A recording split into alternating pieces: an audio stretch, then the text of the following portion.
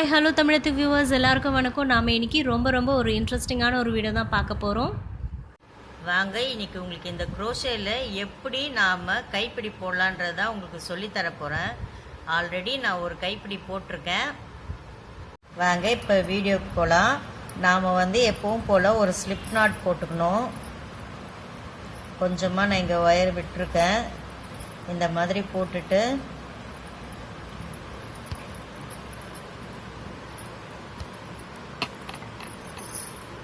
நான் இந்த கூடைக்கு ஏற்ற மாதிரி 9 செயின் போட போகிறேன். உங்களுக்கு எந்த அளவுக்கு வேணுமோ அந்த அளவுக்கு நீங்கள் செயின் போட்டுக்கணும். எனக்கு 9 தேவைப்படுது. அந்த இதுவும் நான் அப்படி தான் போட்டிருக்கேன். அதனால் இதுக்கும் நான் 9 செயின் போட்டுக்கிறேன். 4 5 6 7 8 9 பார்த்துக்கோங்க. இந்த ஸ்லிப் நாட்டு கணக்கு கிடையாது, இது கணக்கு கிடையாது. நம்ம இதுலேருந்து போட்டு வந்தது தான். இப்போது இதை நான் ஸ்லிப் ஸ்டிச் பண்ண போகிறேன். பார்த்துக்கோங்க.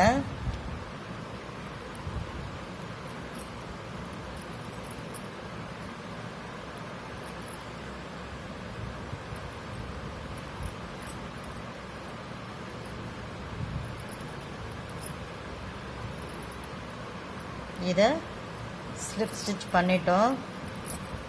இப்போ ஒரு சர்க்கிள் ஃபார்ம் ஆயிடுச்சிங்களா? இந்த சர்க்கிள்லே தான் நம்ம இந்த செயினில் வச்சு நம்ம இப்போ போட போகிறது.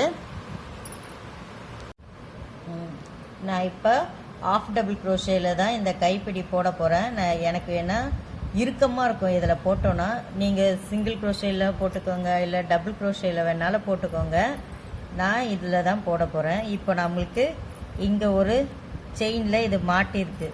அதனால் இந்த ஒயரை நம்ம இப்படி வச்சுக்கிட்டு இதை ஒரு சுற்றிட்டு நம்ம அடுத்த செயினில் தான் போட போகிறோம்.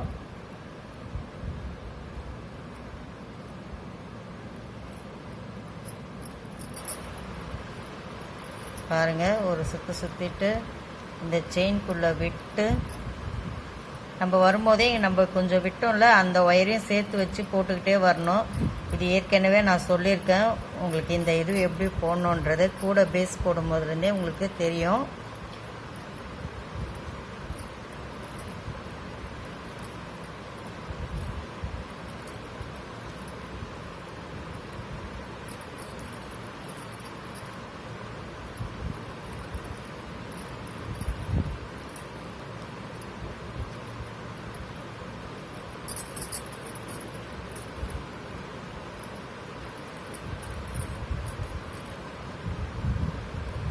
கரெக்டாக இதில் எந்த செயினில் போடுறோன்றத பார்த்து போடணும்.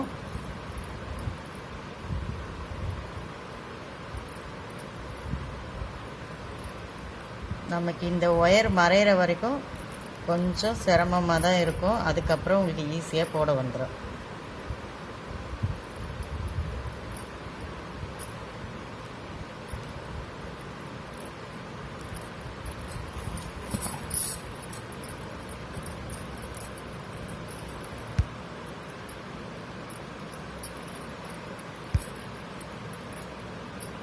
இது போட போட உங்களுக்கு அந்த சர்க்கிள் ஃபார்ம் ஆகிட்டே வரும்.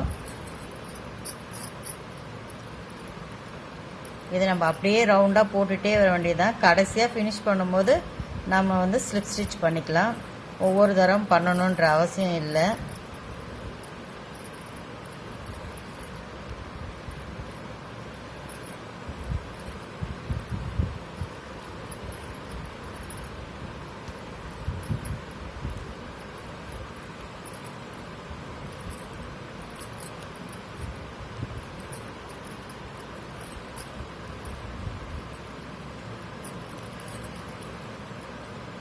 இப்போது இந்த செயினில் வந்துருச்சு.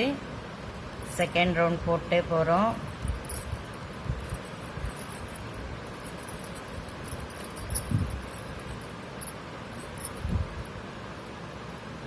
நம்ம அப்படியே சுற்றி அந்த செயின் இருக்கும் பாருங்கள், அந்த செயினில் அப்படியே நம்ம போட்டுக்கிட்டே வர வேண்டியது தான்.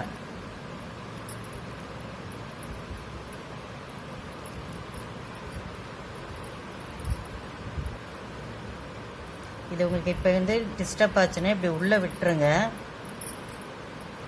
நம்ம மேலே போடும்போது அது அப்படியே உள்ளே போயிடும்.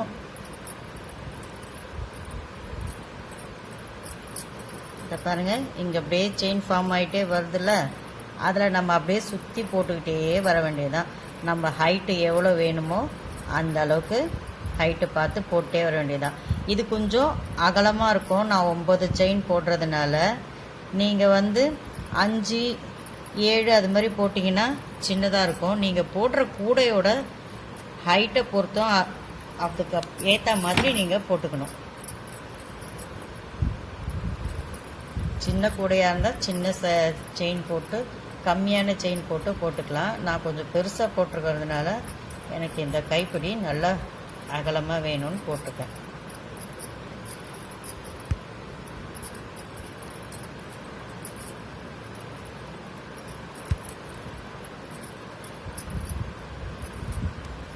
இதே மாதிரி போட்டுக்கிட்டே வரணும். பாருங்கள், இந்த ரவுண்டு ஃபார்ம் ஆகி வருதுங்களா?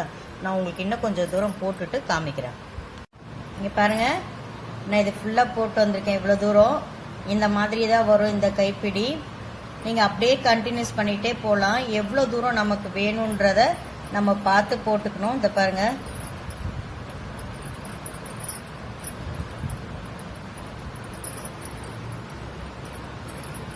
இதே மாதிரி நம்ம சுற்றி போட்டுக்கிட்டே போக வேண்டியது தான்.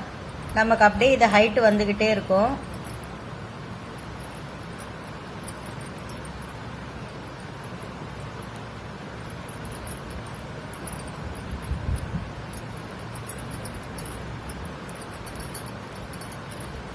இந்த மாதிரி சிக்குனாலும் நீங்கள் இது பண்ணி போட்டுக்கோங்க. அந்த பாருங்க, அப்படியே சுற்றி போட்டுக்கிட்டே வந்தால் உங்களுக்கு ஹைட் ஏறிக்கிட்டே வரும். இதை நான் ஃபுல்லாக ஃபினிஷ் பண்ணிவிட்டு உங்களுக்கு காமிக்கிறேன். இதே மாதிரி தான் நீங்கள் ஹைட்டு வளர்த்துக்கிட்டே போகணும்.